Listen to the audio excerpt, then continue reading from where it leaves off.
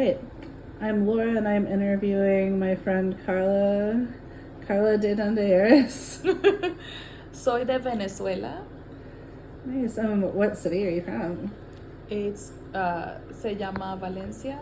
Should I answer in Spanish? I think you can answer in English, but you can throw in any Spanish that you would like. I can probably understand some of it.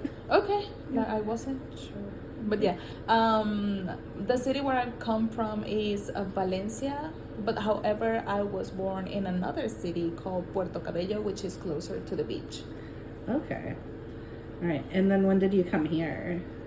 6 years ago in 2018. Okay, so you were there for most of your life before this. Oh yeah. Okay. Full-grown adult.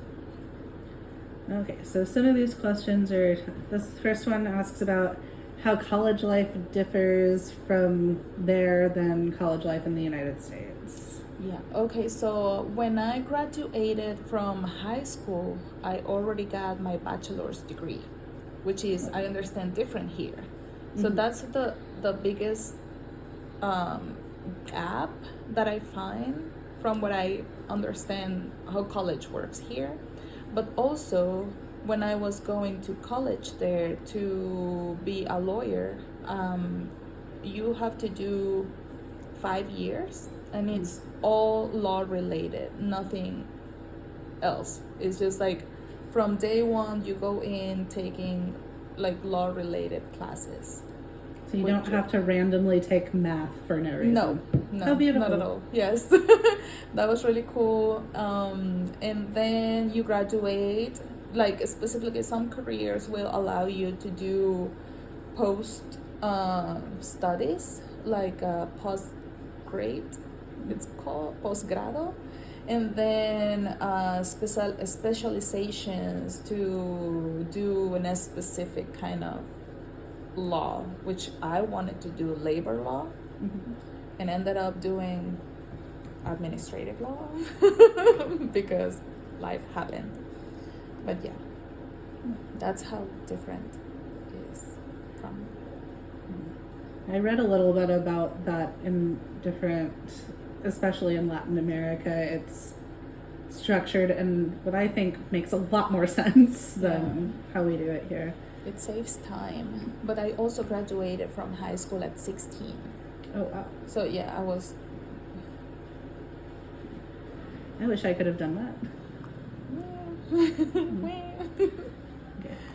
What leisure activities are popular among high school and college age kids?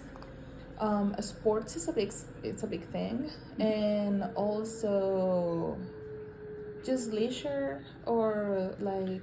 So how do they like to spend their free time? Okay, a lot of people like to go to the movies on the weekends, and then family gatherings are a huge thing. Like every family is like 20 people at least, so everybody always has a cousin birthday or something.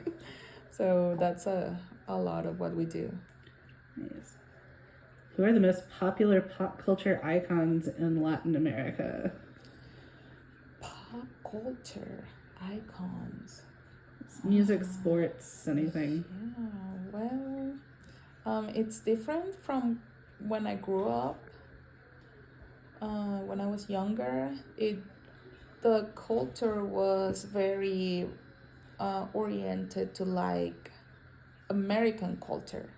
Really? So yes, so I grew up listening to the Backstreet Boys and sing and all kind of that, and watching movies from here.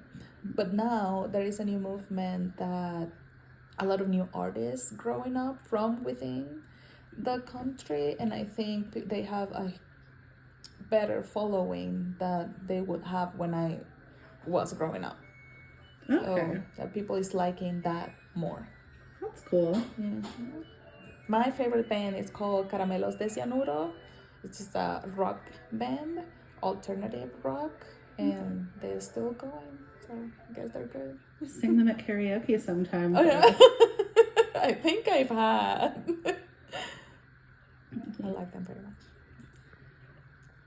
How is work life in Venezuela different from here? Are like the hours different, and are there jobs people like more than others? The works are pretty much the same. A lot of people have 8-hour shifts, but weekends are more respected. It goes like when you have like a school job, like weekends are always your days off, mostly. And then I was talking to someone the other day, like we inherit the afternoon nap culture from Spain, from Europe. So a lot of places closes at noon and then open back at 3 p.m. just to, it's rest time, go have lunch and take a nap. So that's nice. It would have been nice to have here. Something else I'm really liking. Yeah. How about the typical diet? Is the food a lot different? It is. I think, well, I was eating free range chicken, like organic vegetables, pesticide free, grass fed beef, wild caught seafood, fish, and everything. And at all times. So the food is, I think, so different from here. The flavors are more intense, I believe. But the animals and everything is like smaller, and the fruits too, and it's more concentrated, the flavor. The diet specifically where I grew up, it's we eat a lot of cornmeal. We eat something called arepas every morning and every night. Okay, I've had arepas. Yes. So that's a very typical every household. It's pretty much every day, morning and night. Like it's quick breakfast and dinner. And then you do some like stews to go with rice or pasta. There is a lot of Italian influence. At least in my family, my grandpa was Italian, my mom's dad. And so I think like pasta was a staple pretty much every week, 2-3 times. But yeah. I've been really craving pasta today and trying to not have it, so now I'm thinking about it again. I'm sorry. It's okay, I have a big salad waiting for me after this. Yes. Yeah. What's like what is the Venezuelan like image of the United States? Like what do they think of us? Well, as I mentioned, when I was growing up, it was like the idealization that everything coming from the United States was better and bigger. And like a lot of times it was. It was also something that we were not able to get on a daily basis. So that made it special. Like, certain brands or like some pop culture like absorption, like MTV was pretty on trendy, like all that kind of stuff. Like consuming American culture was just normal because it was popular. Okay. How would a typical Venezuelan's family's values and goals differ from an American family? Well, I don't know if it would differ because I have the pleasure to meet wonderful people around me, and I don't see like a lot of differences. I can say American people is a little bit more independent once they grow adult, but the love and the care and everything is still there. I just don't want you in my space. But Americans, specifically in my family, we are very tight, and we have family gatherings like pretty much every night of the week. Like always something is going on. Like yesterday we made empanadas at my cousin's house, and then it's Thursday, Friday, Saturday, and Sunday we're going to make food again, and everybody's gonna be there, and we're gonna be together. The last Sunday my sister's birthday, so we got together. Everything is happening at all times, and we don't bother like seeing each other that much. Like it's normal for us. Mm-hmm. Yeah, I don't see most of my family other than my parents when either a major holiday or somebody dies or somebody gets married. Yeah. It kind of has to be a special occasion. And some of them I wish I would see more, though. Some of them they can stay away, but you know. Yeah. Well, same. You know, you always have that weird uncle that you don't want to share a lot of time with. Fair. Okay. So are holiday celebrations, especially with your family, like a big deal then? Yeah. Yeah. Right now we're like over 30 family members here, and we don't fit in one house anymore. Mm-hmm. So what we're gonna do this year for Christmas and New Year, it's rent a place because just we don't fit anywhere. Like we're like, it's chaotic. Yeah. It's chaotic. No, so not just you and Ori and No, your parents, just like everybody came. Everybody. And friends, and we keep just absorbing more and more. So then, like, I'm just seeing what stands out really, like, culturally is that, like, this, like, family is, like, the biggest part of, it seems like, almost everything. Yeah, pretty much. We're very family oriented, and families are, like, involved in everything you do on the daily. Like, I talk to my cousins every day. I talk to my mom every morning and every night, like to catch on what happened that day or the day before. So it's just like, it's just natural.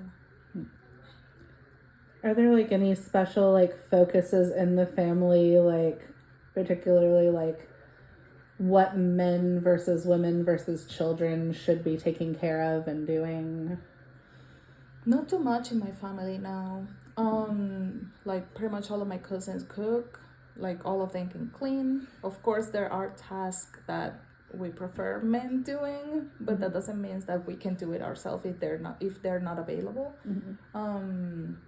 Like drilling on the wall. Okay. So mounting my TV, I'll call one of my cousins, they'll come and do it for me. Just nervous that I'm gonna, break a wall. Right. Yeah.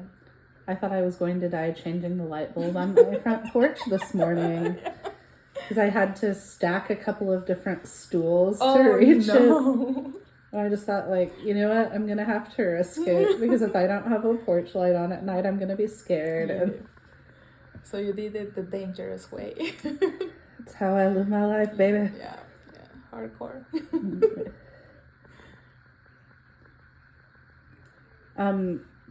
Is there anything like special you do for like traveling or vacations? Like, are there specific spots you guys like to go more than others? Well, we had a discussion last gathering 2 days ago about going back or not to Venezuela. Like each one of us has a different opinion. The people that got here to the country more recently, like in this last year, are craving the feeling of going back. But the ones that, I've been here 6 years, my cousins have been 8-10 years here already. They just like, man, I forgot, like nothing that I miss is still there. I got most of my family here. And like my friends are like somewhere else or busy with daily life. What I'm missing is not there, so just gotta move on. Yeah, but what if you guys just wanted to like go on vacation or something? Like, where would you go? We did on June, and of course we chose Florida because it's the closest thing to the beach we're used to. Okay. And 30 of us went there driving for 17 hours. It was fun. Which beaches did you go to? Because I know that like Destin can be a lot different than like Panama City. Well, we went to Destin and we really enjoyed that. The weather was perfect. Like we didn't have any issues while there.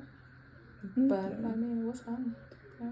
And I hear like the beaches are just really beautiful. They were very nice, very very nice and warm. Which I've been to beaches in California and it's just awful, like freezing cold. So we enjoyed that feeling. That does sound really nice. Okay, let's see.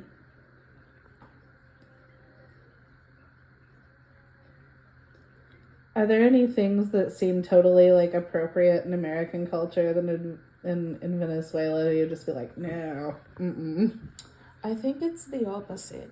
Yeah. Like, yes, because I feel, are more touchy-feely people. Every time you say hello to someone, you kiss their cheek. Mm-hmm. Sometimes twice. And I don't see that here. So every time you say goodbye, you will hug them. And, it's, normal for us to be already. I like grabbing people's hands when I'm trying to communicate really good with them, and trying to connect. I sense people can get a little uncomfortable by that sometimes, but I think so far I've noticed that it's the opposite. I've had to restrain a little bit. Okay. Well, you don't make it seem creepy, so. Everyone like, oh no, Carla, get your creepy paws hands off me.